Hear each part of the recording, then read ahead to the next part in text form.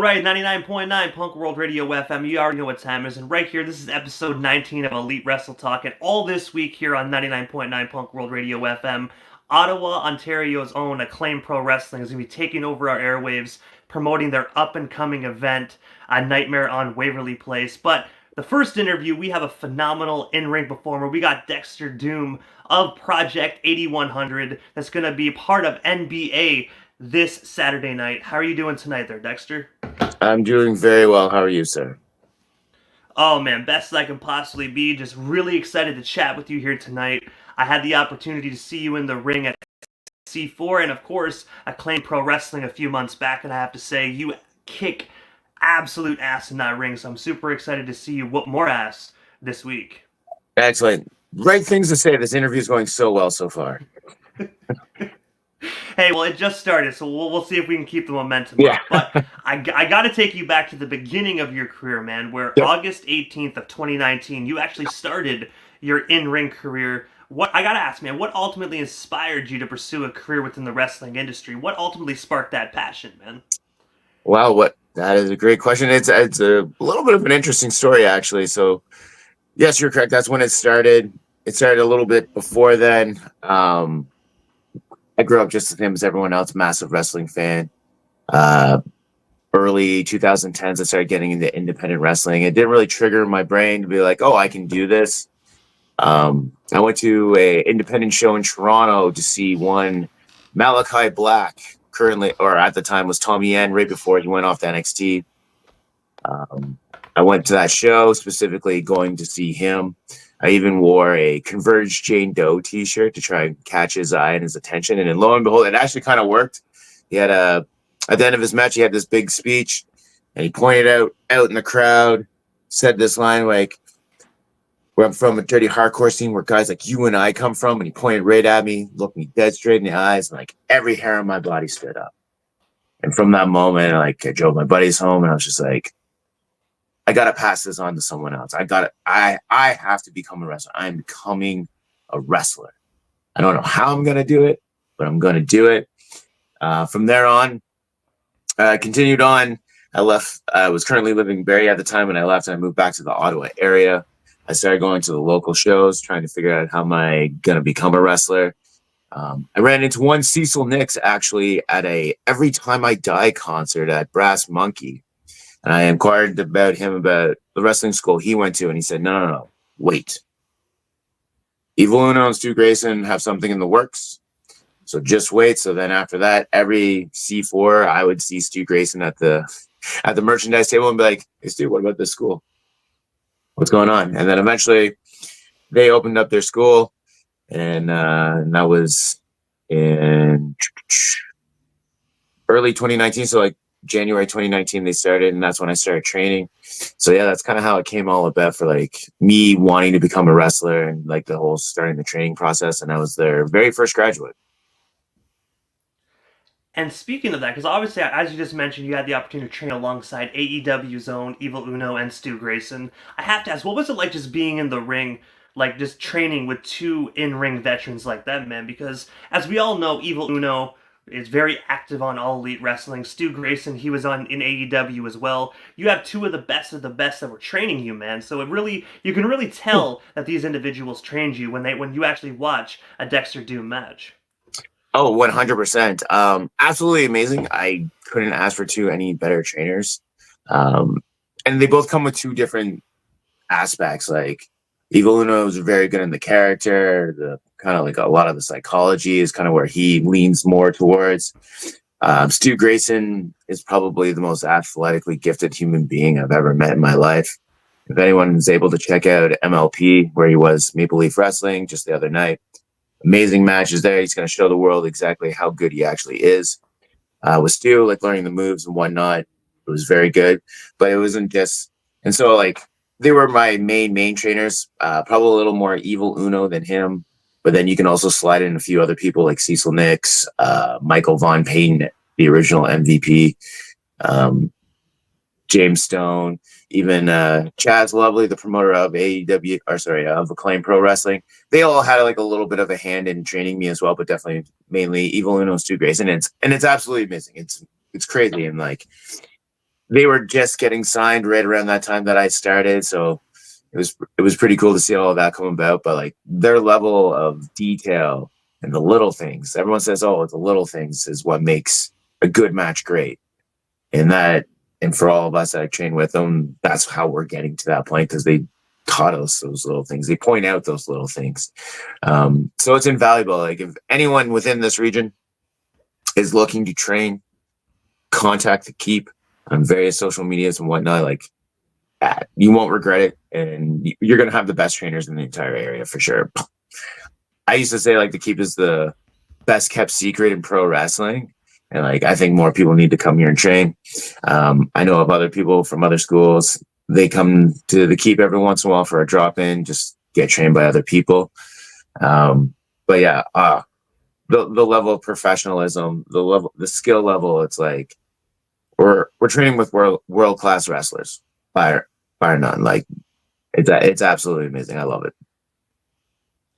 And I gotta say as well, and I know this might be a biased opinion, but I gotta say Stu Grayson, one of the best wrestlers to actually come out of Canada. I really wish All Elite Wrestling and Tony Khan would have did a lot more with him, man, because so much potential, man.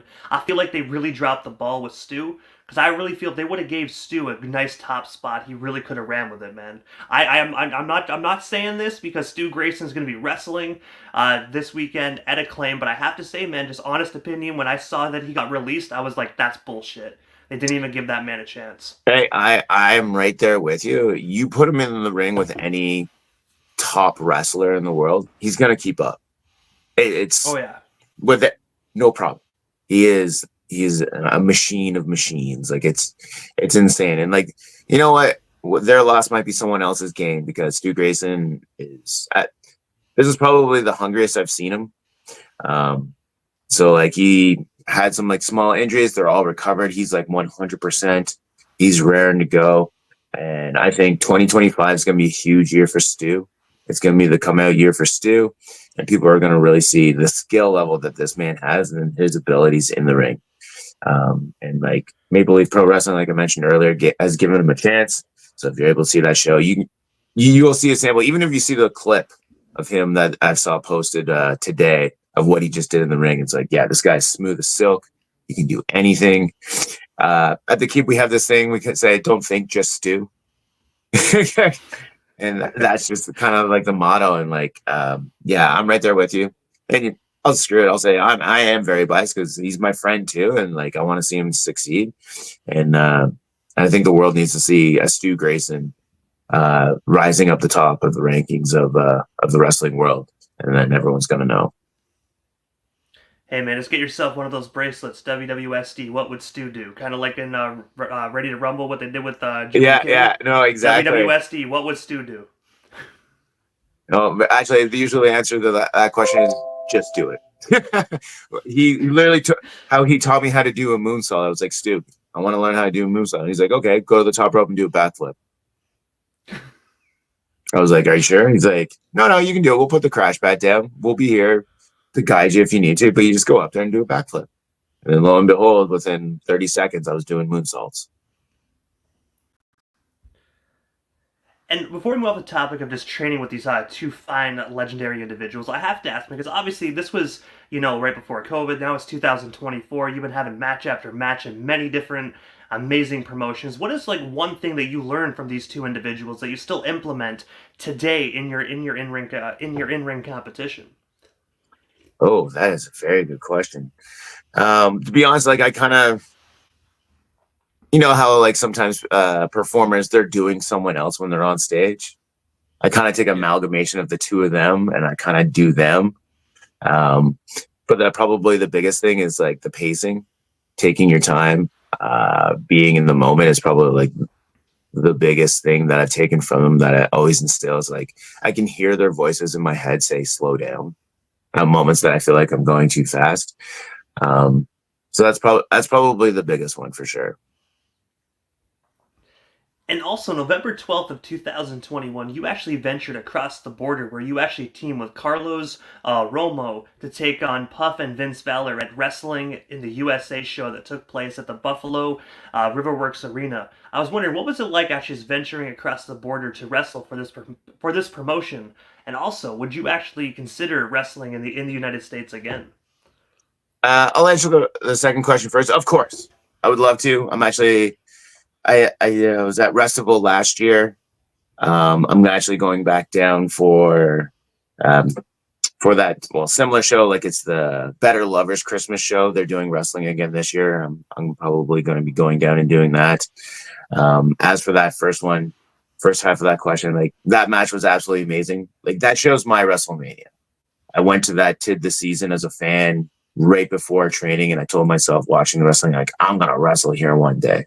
So actually getting the opportunity to do so was like absolutely amazing. When I was told I was going to do it, I was working and I actually started tearing up a little bit at work because it was so surreal to me that it happened relatively quickly too.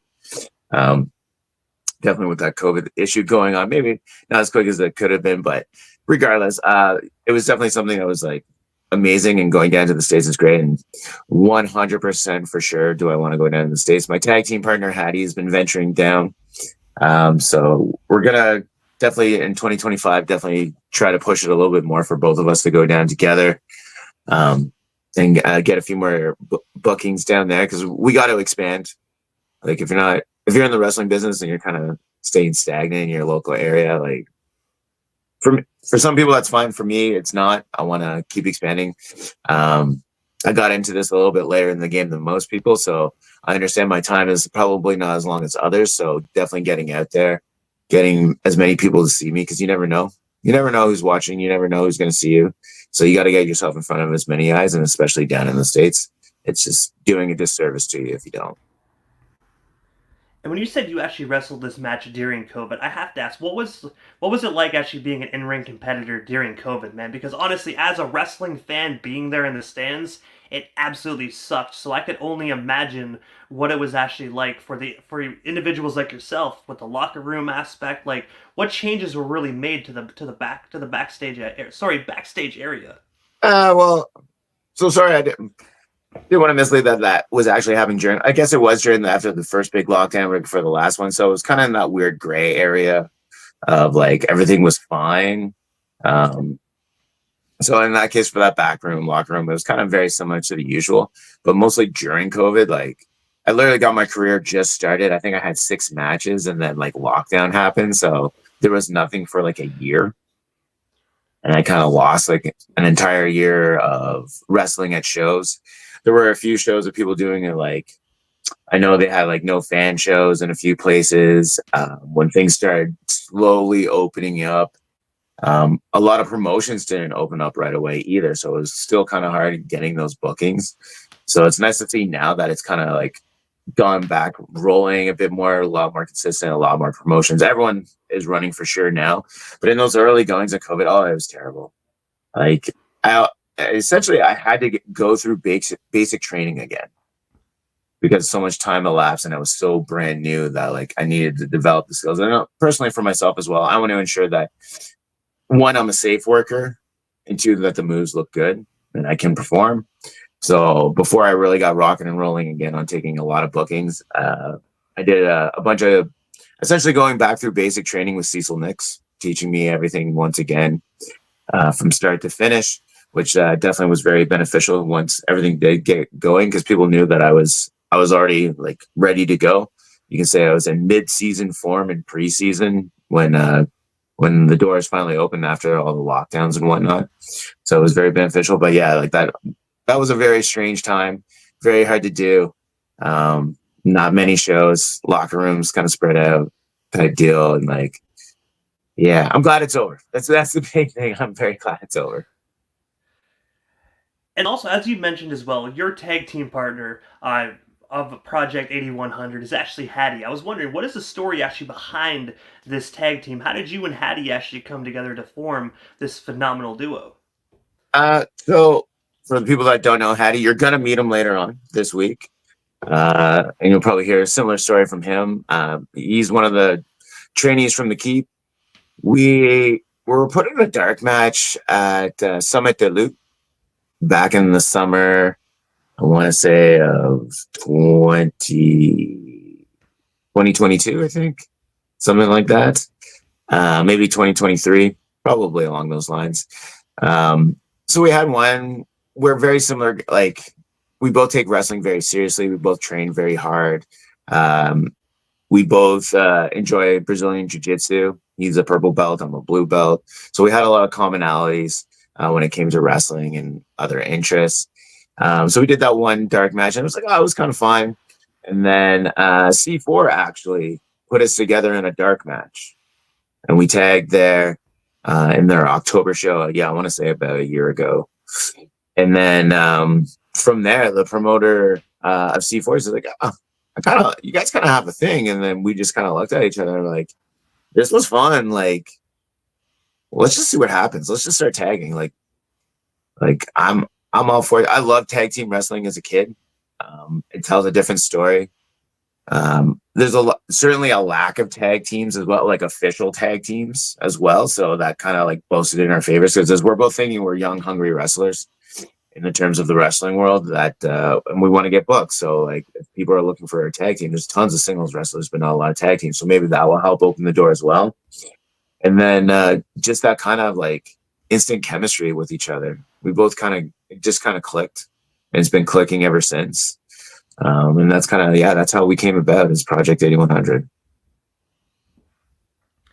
And also this week, Acclaim Pro Wrestling will be kicking off their event, A Nightmare on Waverly Street, with WWE legend Hornswoggle. But also on the card is the return of Psycho Mike, where he'll be taking on a member of a Natural Born All-Stars, also known as NBA, a trio that you were actually a part of. I was wondering if you could actually tell us a bit more about this up-and-coming match, and are you going to be the one that's going to be kicking Psycho Mike's ass this weekend? Oh, see, so this match coming up, it's going to be great. NBA, we've been on a roll at Acclaim. We're kind of taking over since our formation of myself, Haddy, and MVP, now managed by Raja Ali. So we have the original two members of NBA, and Haddy and I are the newest members. And we're just taking over Acclaim. And the fact of the matter is, no matter what the match is, you're never going to know who you're going to wrestle against NBA. So you won't know until the actual show, because that's our advantage. We don't want to give our opponents any advantage, so they can't study us. They don't know who they are, who they're going to wrestle. It could be one of the three of us. And the only way to find out who is actually going to wrestle Psycho Mike, the body slamming machine, the hardest cam worker of them all, is by coming to the show. And also, if Psycho Mike is currently watching right now, because obviously he's studying his opponent, so I'm pretty sure he is watching this stream right now, do you have anything you want to say to him prior to NBA's match this Saturday night? Oh, Psycho Mike, if you are watching this, well, you're in for an ass kicking from either one of us. It doesn't matter if it's me. It doesn't matter if it's MVP. And it doesn't matter if it's Haddy. You think you're coming to bring body slams? Nah. You're going to be staring up at lights. And you're going to hear 1, 2, 3.